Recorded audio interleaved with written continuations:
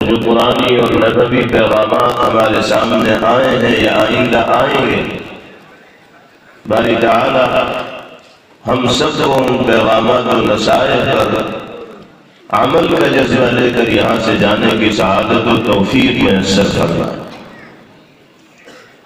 آج کا یہ پروگرام جیسا کہ آپ حضرات کے علم میں ہے، مدرسہ قاسم العلوم کے زیر اہتمام منعقد ہونے والا جلسہ دستار بندی ہے، جس میں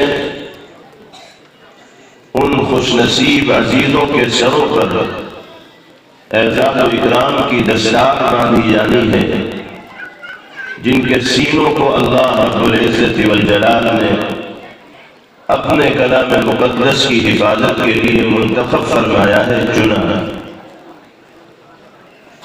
آج کے اس پروگرام کے حقیقی دلہا وہی حفاظ کرام ہیں جن کو اعزاز و اکرام سے نوازا جانا ہے،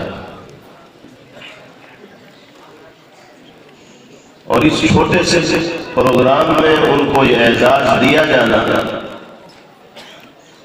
یہ ایک نمونہ ہے اس اعزاز و اکرام کا جو اللہ رب العزت والجلال اولین و آخرین کے مجمع میں نہ صرف حفاظ کرام کو مرحمت فرمائیں گے بلکہ ان کے والدین کے سروں پر بھی اعزاز کا ایسا تاج رکھا جائے گا کہ جس سے پھوٹنے والی کرنوں کے سامنے آفتاب و ماہتاب کی روشنی بھی مدھم اور کمزور پڑتی دکھائی دے۔ اور سچائی یہی ہے کہ قرآن مقدس وہ دولت ہے کہ جو خوش نصیب انسان اس نعمت سے مالا مال ہو گیا، اس کو اللہ رب العزت والجلال نے غنا عطا فرما دی۔ مبارکبادی کے لائق ہے حفاظ کرام، اللہ ان کے علم میں اور عمر میں برکت عطا فرمائے، بہترین حافظ و قاری بنائے، عالم بعمل بنائے، اور ساری دنیا میں قرآنی پیغام کو عام کرنے کے لیے اللہ ان خوش نصیب بھائیوں کو قبول فرمائے۔ ان کے والدین بھی مبارکبادی کے مستحق ہیں، اساتذہ کرام بھی مبارکبادی کے مستحق ہیں،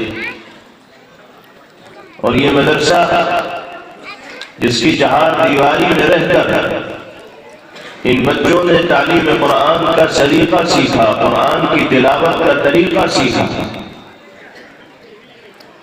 اس مدرسے کے منتظمین و معاونین و محبین بھی مبارکبادی کے مستحق ہیں کہ اللہ رب العزت والجلال نے خدمت دین کے لیے اس کو قبول فرمایا۔ باری تعالی ہم سب کو قرآن پاک سے حقیقی اور سچی وابستگی نصیب فرمائے، اور مرتے دم تک قرآنی حقوق کی ادائیگی کی توفیق اللہ رب العزت والجلال ہم سب کو مرحمت فرمائے۔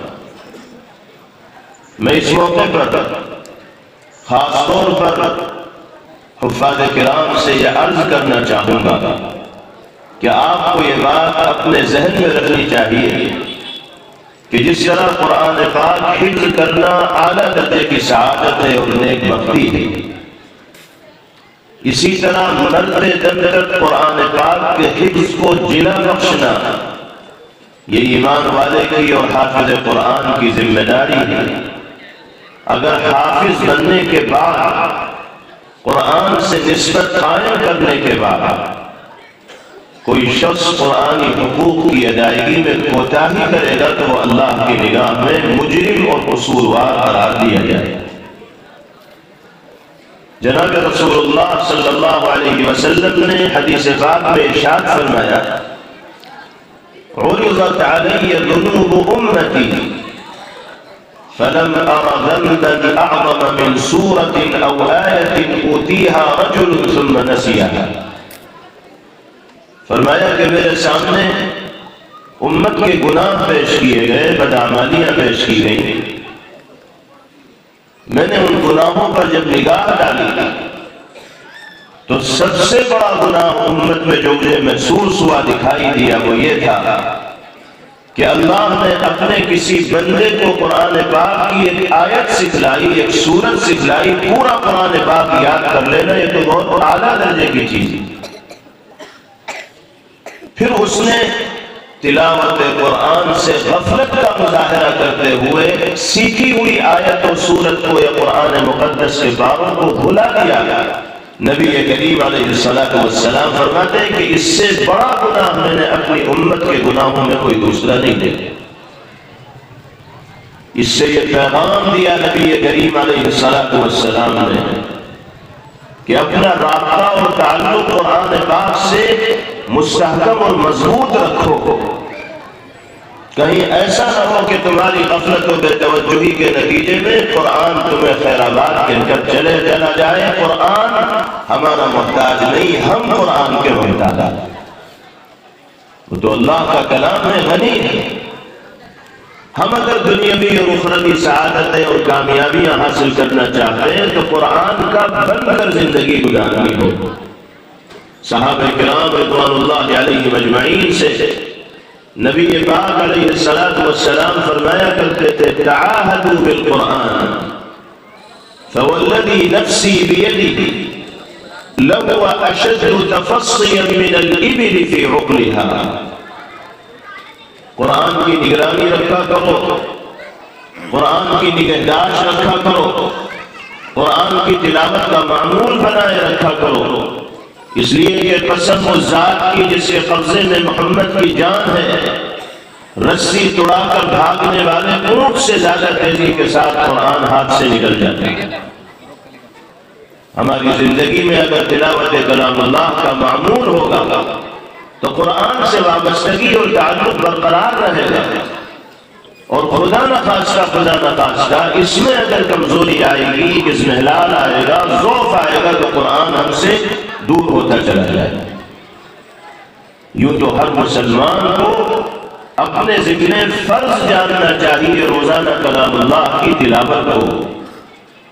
جیسے کھانا پینا ہم اپنے لیے ضروری تصور کرتے ہیں، ایسے ہی تھوڑی دیر سے ہی اللہ کے کلام کی تلاوت لازمی ہونی چاہیے۔ اور پھر جن خوش نصیب بندوں کو اللہ نے حافظ قرآن بنایا ہے، ان کی ذمہ داری تو دو دنڈ ہو جاتی ہے تلاوت کلام اللہ کے حوالے سے۔ روزانہ کم سے کم 3 پارے تلاوت کا معمول حافظ قرآن کا ہو۔ 3 پارے نہیں ہو سکتے 2 پارے پڑھ لیے جائیں، 2 پارے نہیں ہو سکتے تو 1 پارہ تو حافظ قرآن کو لازمی طور پر روزانہ پڑھنا چاہیے۔ لیکن افسوس کی بات یہ ہے کہ جو قرآنی حقوق ہونے چاہیے ان کی ادائیگی کا اہتمام ہم جیسے گنہگاروں کی زندگی میں نہیں پایا جاتا۔ اللہ رب العزت والجلال ہم سب کو تلاوت کلام اللہ کا عادی بنائے۔ جس طرح ہمیں اپنے جسم کو تندرست و توانا اور صحت مند رکھنے کے لیے غذا کی ضرورت ہوتی ہے، کھانے پینے کی ضرورت ہوتی ہے، اسی طرح روح کو بھی زندہ رکھنے کے لیے اور تندرست و توانا رکھنے کے لیے غذا کی ضرورت ہے۔ جسم کو اگر غذا نہیں ملے گی تو انسانی جسم لاغر اور کمزور ہو جائے گا۔ فاقوں پہ فاقے ہوں گے تو آنکھوں کے سامنے اندھیرا چھا جائے گا، چلنے کے لائق انسان نہیں رہے گا، ہاتھ کام کرنے والے نہیں ہوں گے، جسم شل ہو جائے گا نہ کھانے کی وجہ سے۔ ایسے ہی اگر روح کو غذا نہیں ملے گی تو پھر روح میں بھی اضمحلال اور کمزوری اور مردنی طاری ہو جائے گی۔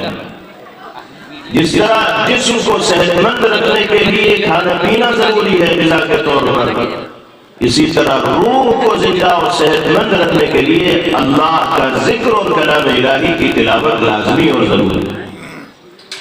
روح کی غذا تلاوت کلام اللہ اور ذکر الہی ہے۔ بزرگان دین اسی بنیاد پر فرماتے ہیں کہ ذکر کا ناغہ روح کا فاقہ۔ تلاوت کلام اللہ کا اگر ناغہ ہوگا تو اس کا مطلب یہ ہے کہ ہم نے روح کو بھوکا رکھا۔ حضور پاک علیہ السلام نے ایک موقع پر ارشاد فرمایا ان هذه القلوب تصنع كما يصنع الحديد اذا اصابه الماء قيل يا رسول الله وما جلاؤها قال كثرة ذكر الموت وتلاوة القرآن او كما قال علیہ الصلاة والسلام. آپ ارشاد فرما رہے ہیں کہ انسانی دلوں پر اسی طرح زنگ چڑھ جاتا ہے جس طرح لوہا زنگ آلود ہوتا ہے جب اس پر پانی لگے. جب آپ نے صحابہ کرام رضوان اللہ علیہم اجمعین کے سامنے اس حقیقت کو بیان فرمایا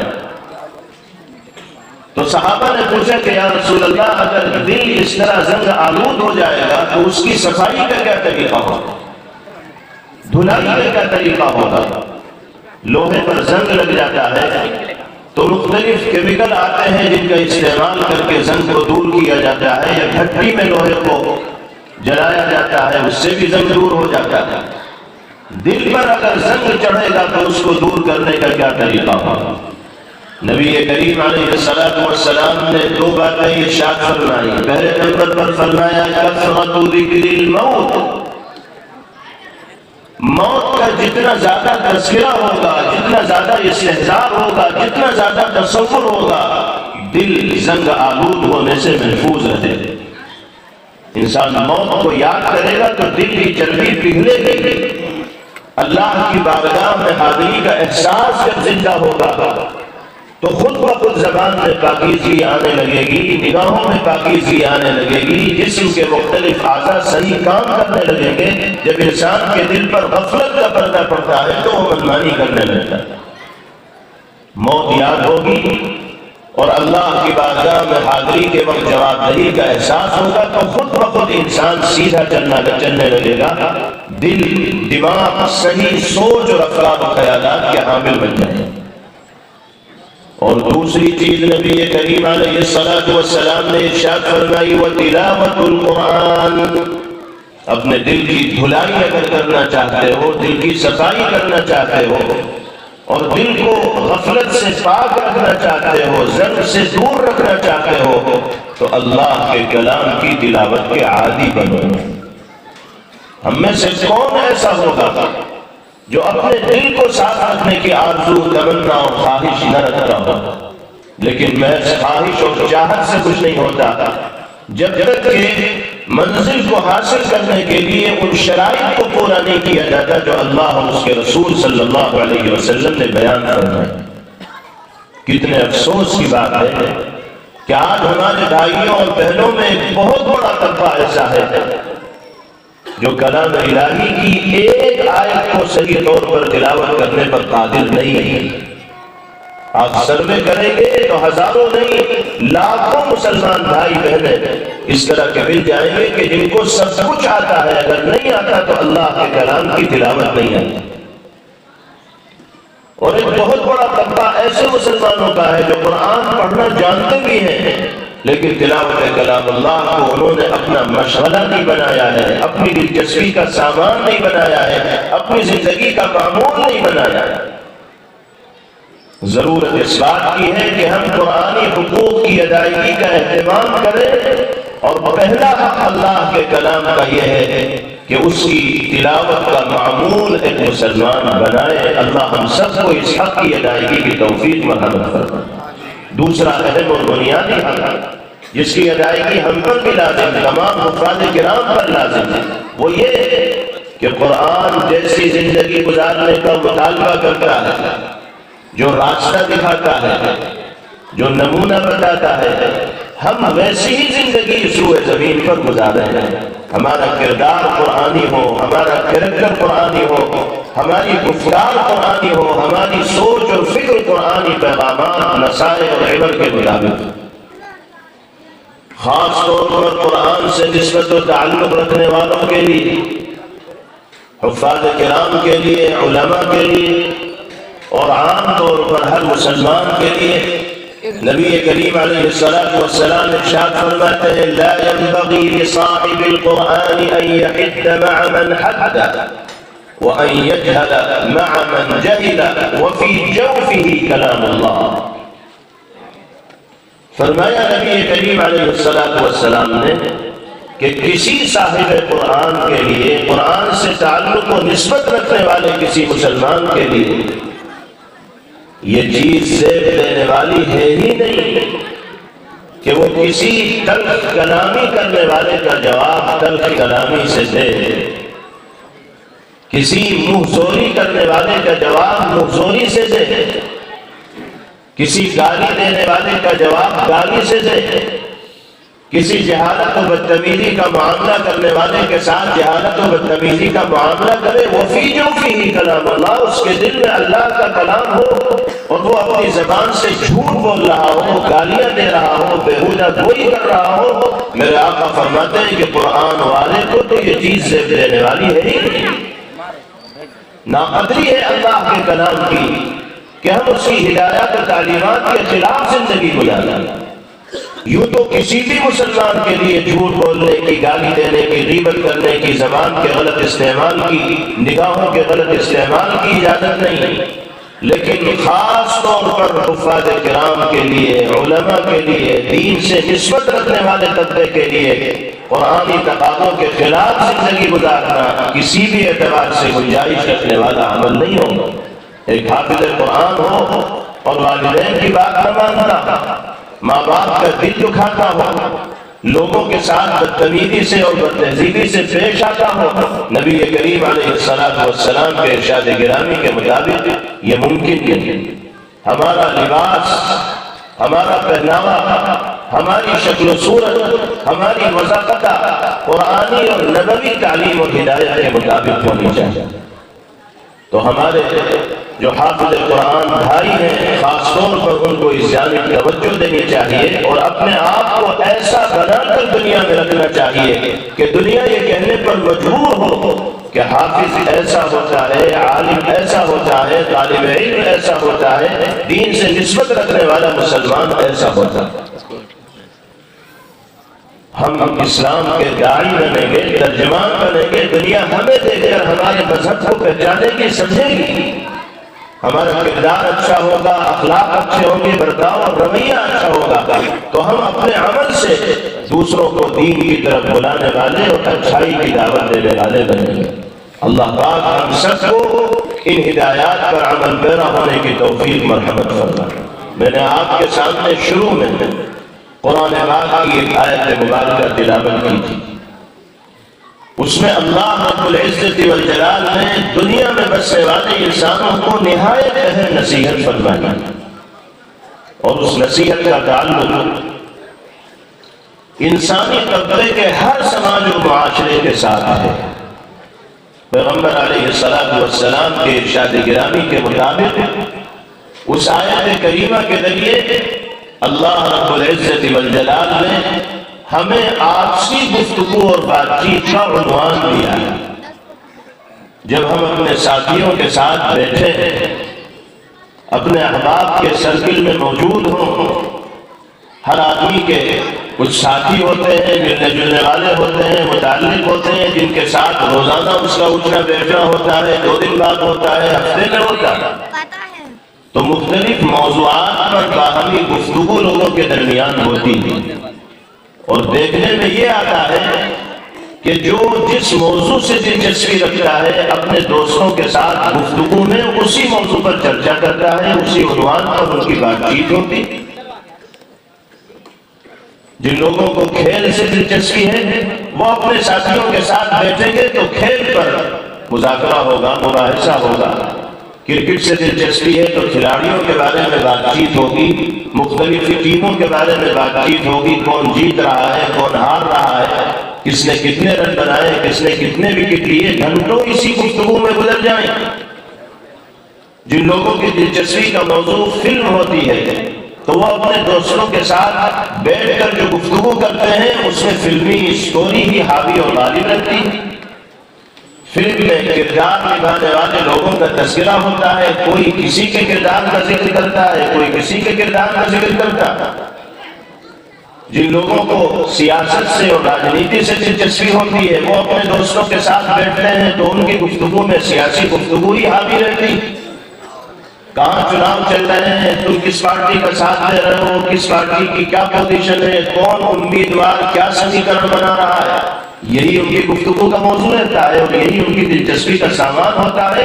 اور لوگ اپنے دلچسپ موضوع پر اور عنوان پر گھنٹوں گفتگو کرتے ہوئے تھکتے نہیں۔ اللہ رب العزت والجلال اہل ایمان کو لائن دے رہے ہیں، خطوط بتا رہے ہیں، مجودہ نقشہ باری تعالی دنیا انسانیت کے سامنے پیش فرما رہے ہیں کہ جب تم آپس میں مل کر بیٹھو تو تمہاری گفتگو کی بنیاد یہ ہونی چاہیے، تمہاری بات چیت کا عنوان یہ ہونا چاہیے، تمہارا ٹاپک اور موضوع یہ ہونا چاہیے۔ تھوڑی بہت باتیں شرعی حدود میں رہتے ہوئے اپنی دلچسپی کے موضوع پر کی جا سکتی ہیں، لیکن اصل فوکس ہماری گفتگو کا کس پر ہونا چاہیے، قرآن مقدس میں اس کو بیان کیا گیا۔ چنانچہ ارشاد ربانی ہے، لا خیر فی کثیر من نجواہم الا من امر بصدقۃ او معروف۔ لوگوں کی آپسی بات چیت اور گفتگو میں کسی طرح کی کوئی خیر اور بھلائی نہیں ہے۔ اگر گفتگو اور بات چیت میں خیر و بھلائی پیدا کرنا چاہتے ہو تو اس کا طریقہ یہ ہے کہ اپنی بات چیت کا عنوان طے کرنا ہوگا۔ پہلا عنوان اللہ نے دیا، من امر بصدقہ، آپس میں مل کر بیٹھو تو ایک دوسرے کو راہ خدا میں خرچ کرنے کی ترغیب دو، صدقے پر آمادہ کرو۔ اللہ کی جانب سے عطا ہونے والی نعمت مال کو اللہ کی رضا کے واسطے خرچ کرنے کا جذبہ اپنے ساتھیوں کے دلوں میں پیدا کرنے کی کوشش کرو۔ اس بارے میں غور کرو کہ آس پاس رہنے والے لوگوں میں کتنے گھرانے ایسے ہیں کہ جہاں 2 وقت کھانا میسر نہیں۔ ہم اگر 2 وقت پیٹ بھر کھانا کھا رہے ہیں تو ہم اپنے محلے میں رہنے والے بھوکے لوگوں کے لیے غذا کا سامان کیسے کریں گے، اس بارے میں غور کرو، چرچا اس پر کرو، ان کے لیے اسکیمیں بناؤ، ان کے لیے منصوبے بناؤ، غریبوں کے دکھ اور درد میں کیسے شریک ہوگے، ان کے یہاں خوشی کا چراغ جلانے میں کیسے کامیاب ہو پاؤ گے۔ باری تعالیٰ فرماتے ہیں کہ خیر اور بھلائی اس گفتگو کے اندر ہے جس میں آپس میں صدقے کی ترغیب دی جا رہی ہو، ایک دوسرے کو اچھے کاموں پر ابھارا جا رہا ہو اور آمادہ کیا جا رہا ہو۔ یہ بتا دیا باری تعالیٰ نے کہ زندگی صرف اپنے آپ میں مگن ہو کر جینے کا نام نہیں، زندگی اپنی ضروریات کی تکمیل کے سلسلے میں فکر مندی کے جذبات رکھنے کے ساتھ ساتھ سماج کی ضروریات کی تکمیل میں بھی فکر مندی کے جذبات رکھنے کا نام۔ یہی کردار سرکار دو عالم صلی اللہ تعالی علیہ وسلم نے دنیا انسانیت کے سامنے پیش کروایا۔ آپ چاہتے تو انفرادی طور پر نہایت عیش و آرام اور ٹھاٹ باٹ کی زندگی گزار سکتے تھے، کسی طرح کی کوئی ٹینشن اور فکر پیغمبر علیہ السلام کو دامنگیر نہ ہوتی، ہر طرح کی پیشکش آپ کے سامنے کی گئی، لیکن آپ نے تو پوری زندگی فکر مندی کی علامت بن کر گزارا۔ صحابہ کرام رضوان اللہ علیہ اجمعین فرمایا کرتے تھے، کان دائما الفکرۃ متواصل الاحزان، نبی کریم علیہ السلام ہر دم فکر مند رہا کرتے تھے اور چہرے مبارک کو دیکھنے والا یہ محسوس کرتا تھا کہ آپ کے دل میں کوئی کڑن ہے، کوئی فکر ہے، تشویش ہے، جس کو دور کرنے کی آپ کوشش فرما رہے ہیں۔ یہ جو فکر مندی نبی کریم علیہ السلام کے چہرے سے آیا اور ظاہر ہوتی تھی، یہ قوم کے تئیں فکر مندی تھی، سماج کے تئیں فکر مندی تھی، اللہ کے بندوں کے تئیں فکر مندی تھی کہ جس طرح میری زندگی میں دین و ایمان زندہ ہے، میں اللہ کے دوسرے بندوں کی زندگیوں میں دین و ایمان کو کیسے زندہ کروں، میں کس طرح لوگوں کے ساتھ حسن سلوک کر کے متاثر کروں گا اور پھر اللہ کے پیغام کو قبول کرنے کے لیے راہیں ان کے واسطے ہموار کروں گا۔ یہی محنت پوری زندگی جناب رسول اللہ صلی اللہ علیہ وسلم فرماتے تھے۔ ہم لوگ آپس میں مل کر بیٹھے، ہماری گفتگو اور بات چیت کا آغاز ہو تو ہم اپنی دلچسپی کے موضوعات پر شریعت کے دائرے میں رہتے ہوئے تھوڑی بہت گفتگو کر لیں تو اس میں کوئی حرج کی بات نہیں ہے، لیکن اصل بنیاد ہماری گفتگو اور بات چیت کی وہ ہونی چاہیے جو اللہ نے قرآن مقدس میں بیان ہے۔ اور صدقہ یہ ایک بہت وسیع مفہوم رکھنے والا لفظ ہے۔ عام طور پر صدقے کا لفظ جب ہمارے سامنے آتا ہے تو اس کا بہت محدود تصور ہمارے ذہن و دماغ میں ہوتا ہے کہ صدقہ نام ہے کسی ضرورت مند کی مالی مدد کر دینا، کسی غریب کو کھانا کھلا دینا، کسی پیاسے کو پانی پلا دینا۔ یقیناً یہ صدقہ ہے اور اعلیٰ درجے کا صدقہ ہے، اور اللہ نے اس طرح کا عمل انجام دینے والے لوگوں کے لیے انعامات کا اور خوشخبریوں کا تذکرہ فرمایا ہے۔ جناب رسول اللہ صلی اللہ علیہ وسلم نے اس کی تفصیلات بیان کی۔ قرآن مقدس میں فرمایا گیا مثل الذين ينفقون أموالهم في سبيل الله كمثل حبة أنبتت سبع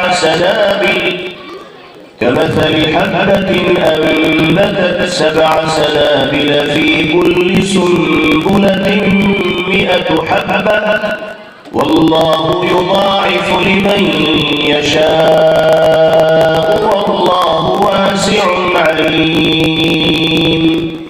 اللہ کی راہ میں مال خرچ کرنے والوں کی مثال ایسی ہے جیسے ایک دانے نے 7 بالیاں اگائی اور ہر بالی میں 100 دانے نکل گئے۔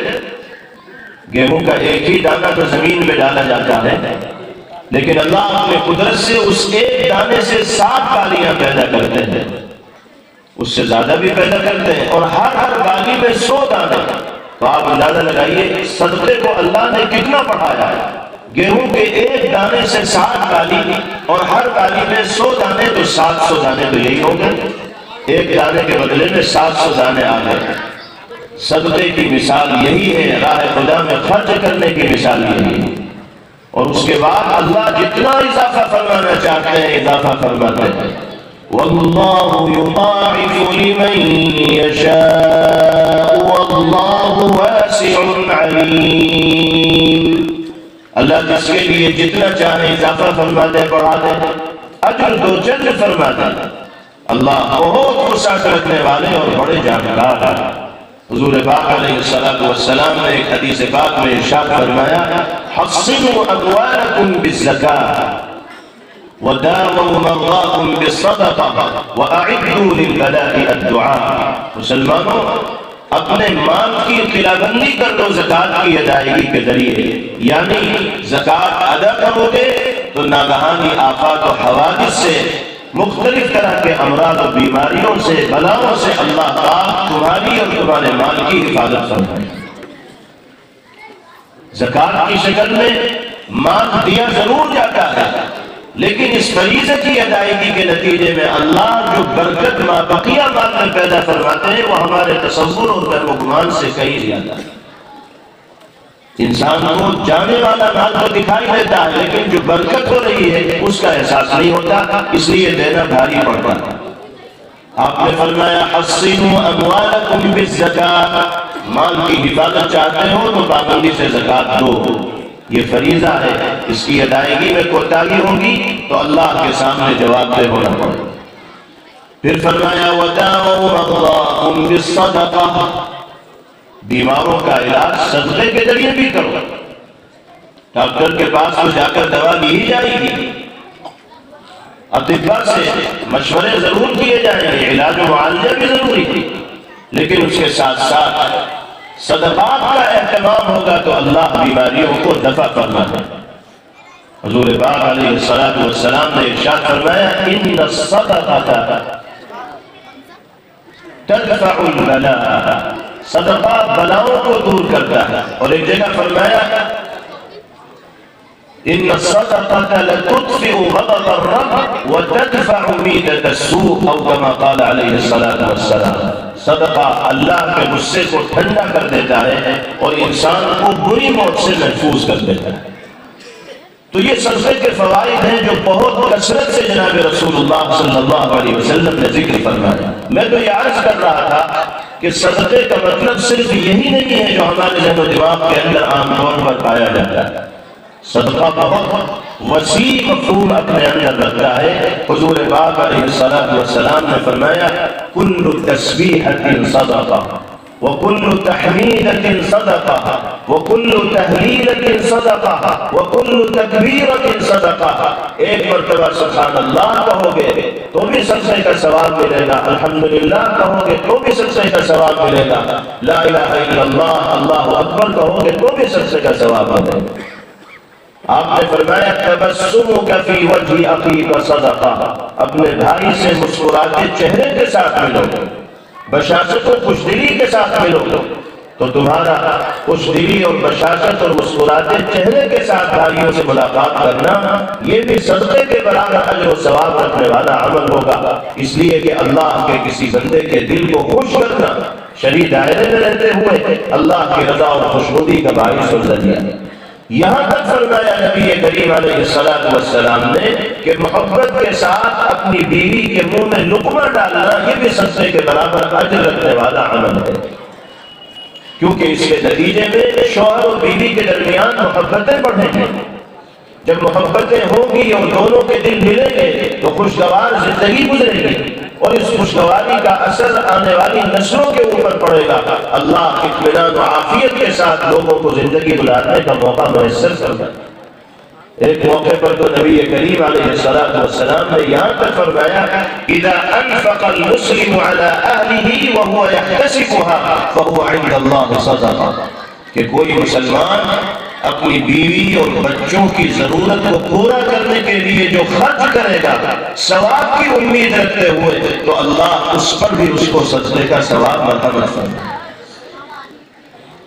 یہاں تک فرمایا نبی کریم علیہ الصلوۃ والسلام نے ما اطعمت نفسك فهو صدقہ، اپنے آپ کو جو کھلاؤ گے نیت اگر صحیح کر لو گے تو اس میں بھی صدقے کا ثواب۔ انسان اس نیت سے کھائے، اپنے اوپر پیسہ خرچ کرے کہ میرے جسم میں طاقت ہوگی تو اللہ کی عبادت کا موقع زیادہ میسر ہوگا، جسم میں جان ہوگی تو دین کے کاموں میں مضبوطی کے ساتھ حصہ لینے کا موقع ملے گا۔ اس نیت کے ساتھ اپنے جسم پر بھی اگر انسان خرچ کرے گا تو اللہ رب العزت والجلال صدقے کے اجر و ثواب سے اس کو مالا مال فرمائے۔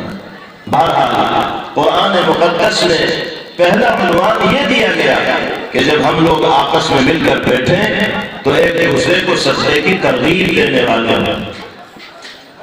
اس کے بعد دوسرا عنوان اللہ تعالی ذکر فرماتا ہے لا خیر فی کثیر من نجواہم الا من امر بصدقۃ او معروف۔ اپنے دوستوں کے ساتھ مجمع کے درمیان ساتھیوں کے ساتھ بیٹھو تو ایک دوسرے کو بھلائی کا حکم دینے والے بنو، اچھائی کی طرف بلانے والے اور برائیوں سے روکنے والے بنو۔ اس بات پر غور کرو کہ محلے میں کتنے بھائی ایسے ہیں جو مسجد کا رخ نہیں کرتے، نماز جیسے اہم فریضے کو ادا نہیں کرتے۔ اپنے محلے کے گھروں کا سروے کرو، نوجوان ساتھیوں کی ٹیم بناؤ، ان کی ڈیوٹیاں متعین کرو کہ ہر ساتھی کو روزانہ آدھا گھنٹہ اس کام کے لیے دینا ہوگا کہ وہ 5 گھروں میں جائے اور پتہ لگائے کتنے افراد اس گھر کے اندر ہیں، کون قرآن پاک پڑھا ہوا ہے اور کون قرآن پاک پڑھا ہوا نہیں ہے۔ جب 100 گھروں کا ڈاٹا 50 گھروں کی تفصیلات سامنے آ جائے تو اب نظام بناؤ کہ جو بھائی بہن قرآن پڑھے ہوئے نہیں ہیں ان کے لیے تعلیم قرآن کا نظم کیسے اور کہاں کیا گیا۔ یہ کام کرنے کے ہیں جس سے سماج زندہ ہوگا، دینی غیرت و حمیت اور حس بیدار ہوگی اور انسان اپنی ذمہ داریوں کو ایمان والا اپنے فرائض کو سمجھنے والا بنے۔ اللہ نے یہ جو دماغ ہمیں دیا ہے یہ بیکار کے کاموں کو سوچنے کے لیے نہیں دیا، فضولیات کے لیے نہیں دیا، ایک دوسرے کے خلاف سازشیں رچنے کے لیے اللہ نے یہ دماغ ہمیں نہیں دیا ہے، ایک دوسرے کی ٹانگیں کھینچنے کے لیے منصوبہ سازی کرنے کے واسطے یہ دماغ اللہ نے ہمیں نہیں دیا ہے۔ یہ دماغ اللہ نے ہمیں اپنے کو اور اپنے سماج کو بنانے کے لیے دیا۔ لوگوں کو کامیابی کے راستے پر ڈالنے کے لیے دیا ہے۔ اچھا سوچو گے تو اچھا کرو گے، برا سوچو گے تو برے اعمال کا صدور تمہاری ذات سے ہوگا۔ اللہ رب العزت والجلال جن بنیادی باتوں کی جانب توجہ دلا رہے ہیں، انسان اگر اس پر عمل کرنے والا بن جائے تو اس کی دنیا بھی سنور جائے اور آخرت میں بھی کامیابی اس کا مقدر بن جائے۔ آج صورتحال تو یہ ہے کہ ہم کسی کو بھلائی کی دعوت دینے تک کی ہمت نہیں کر پاتا، اپنی زندگی میں مگن رہتے ہیں، کسی کو معروف کا حکم دینے تک کی توفیق ہمیں نہیں ہوتی۔ اللہ رب العزت والجلال قرآن پاک کی اس ہدایت پر ہم سب کو عمل پیرا ہونے کی توفیق نصیب فرمائے۔ نبی کریم علیہ الصلوۃ والسلام نے ایک حدیث پاک میں ارشاد فرمایا، لَتَأْمُرُنَّ بِالْمَعْرُوفِ وَلَتَنْهَوُنَّ عَنِ الْمُنكَرِ أَوْ لَيُوشِكَنَّ اللَّهُ أَن يَبْعَثَ عَلَيْكُمْ عِقَابًا مِّنْهُ۔ لوگوں کو بھلائی کی طرف بلانے والے اور برائی سے روکنے والے بنو، ذمہ داری کو ادا کرو، ورنہ قریب ہے کہ اللہ کی جانب سے آنے والی گرفت اور عذاب میں تم مبتلا کر دیے۔ تو ہمیں اس سلسلے میں آپس میں گفتگو اور بات چیت کرنی چاہیے۔ آخری عنوان اللہ کی طرف سے دیا جا رہا ہے، لا خير في كثير من نجواهم إلا من أمر بصدقة أو معروف أو إصلاح بين الناس۔ آپس میں مل کر بیٹھو تو بھائیوں کے درمیان صلح صفائی کے سلسلے میں غور و فکر کرو۔ دو خاندانوں کے بارے میں اگر پتہ چلتا ہے کہ ان میں آپسی لڑائی ہے تو اس بات پر غور کرو کہ ان کے درمیان لڑائی کو کیسے دور کیا جائے۔ دو بھائیوں کے درمیان دوریاں اگر دکھائی دے رہی ہیں تو اس پر غور کرو اور آپس میں گفتگو کرو کہ ان دونوں کے درمیان سے دوریوں کو ختم کیسے کیا جائے گا اور محبتوں کو کیسے پیدا کیا جائے گا۔ اصلاح بین الناس وہ عمل ہے کہ جس کو بڑی دلچسپی کے ساتھ جناب رسول اللہ صلی اللہ علیہ وسلم انجام دیا کرتے تھے۔ ایک موقع پر پیغمبر علیہ السلام نے صحابہ کرام رضوان اللہ علیہ اجمعین سے سوال فرمایا، الا ادلکم علی عمل هي افضل من درجة الصلاة والصيام والصدقة، کیا ایک ایسے عمل کی جانب تمہاری رہنمائی نہ کروں جو درجے کے اعتبار سے نماز، روزے اور صدقہ و خیرات سے بڑھ کر ہے؟ صحابہ نے فرمایا، بلا یا رسول اللہ، کیوں نہیں اللہ کے رسول، ضرور بتائیے۔ آپ نے ارشاد فرمایا، اصلاح ذات البین، آپس میں محبت و مودت کا ماحول قائم کرنے کی کوشش کرنا وہ عمل ہے جو اللہ کی نگاہ میں نماز، روزے اور صدقہ و خیرات کے ثواب سے بڑھ کر ثواب رکھنے والا ہے۔ آج ہمیں جائزہ لینا چاہیے اپنی زندگیوں کا اور اپنے سماج میں زندگی گزارنے والے افراد کی زندگیوں کا۔ اللہ معاف فرمائے، ہماری صورتحال یہ ہو گئی ہے کہ ہم دو لڑنے والوں کو لڑتا ہوا دیکھتے ہیں اور تماشا دیکھتے ہیں، جلدی پر تیل ڈالنے کا کام تو کرتے ہیں، جلدی ہوئی آگ کو بجھانے والے لوگ سماج و معاشرے میں کم ہی دکھائی دیتے ہیں۔ نبی کریم علیہ السلام نے فرمایا، المسلم اخو المسلم لا یظلمہ ولا یخذلہ ولا یحقرہ۔ مسلمان بھائی بھائی، ایک مسلمان دوسرے پر ظلم کرے، زیادتی کرے، ایک مسلمان کسی دوسرے کے لیے وہ کام کرے کہ جس سے اس کی ذلت اور رسوائی ہوتی ہو، ایسا ممکن ہے ہی نہیں، ایسا مسلمان کر ہی نہیں سکتا۔ اتنا اعتماد ہے آپ کو ایمان والے بھائیوں پر۔ اور پھر فرمایا کہ حسب امرئ من الشر ان یحقر اخاہ المسلم، ایک انسان کے برا ہونے کے لیے اتنا ہی کافی ہے کہ وہ اپنے بھائی کی تحقیر و تذلیل اور توہین کرنے والا ہے۔ اللہ رب العزت والجلال ہم سب کو باری تعالیٰ کے ان ارشادات مبارکہ پر عمل پیرا ہوتے ہوئے زندگی گزارنے کی توفیق نصیب فرمائے۔ جو لوگ ان مبارک ہدایات کو اپنی زندگی میں جگہ دیں گے ان کے لیے انعام کا وعدہ اللہ نے فرمایا اور اخیر میں ارشاد فرمایا، وَمَن يَفْعَلْ ذَلِكَ ابْتِغَاءَ مَرْضَاتِ اللَّهِ فَسَوْفَ نُؤْتِيهِ أَجْرًا عَظِيمًا۔ رضا الہی کے حصول کے جذبے سے جو خوش نصیب ان کاموں کو انجام دے گا، ان اعمال صالحہ کو کرے گا، تو ہم اس کو اجر عظیم عطا کریں گے۔ اللہ نے کس اجر کو عظیم کہا ہے؟ ہماری رسائی بھی وہاں تک نہیں ہو سکتی، پہنچ بھی ہماری وہاں تک نہیں ہو سکتی۔ اللہ تعالیٰ ہم سب کو دنیاوی اور اخروی سعادتوں سے مالا مال فرمائے اور اپنی مرضی کے مطابق اس روئے زمین پر باری تعالیٰ ہمیں زندگی گزارنے کی توفیق مرحمت فرمائے۔ ہمارے اس جمع ہونے کو اور مل بیٹھنے کو اللہ پاک اپنی بارگاہ میں قبول فرمائے۔ اس مدرسے کو، مدرسے کے منتظمین کو، اساتذہ، طلبہ، معاونین و محبین سب کو اللہ اپنی بارگاہ میں قبول فرمائے۔ ہر طرح کی ترقیات سے اس مدرسے کو مالا مال فرمائے، شرور و فتن سے محفوظ فرمائے، اور ہم سب کو مدارس اسلامیہ، مکاتب دینیہ اور طبقہ اہل علم سے جڑ کر زندگی گزارنے کی توفیق مرحمت فرمائے۔ وآخر دعوانا ان الحمد للہ رب العالمین۔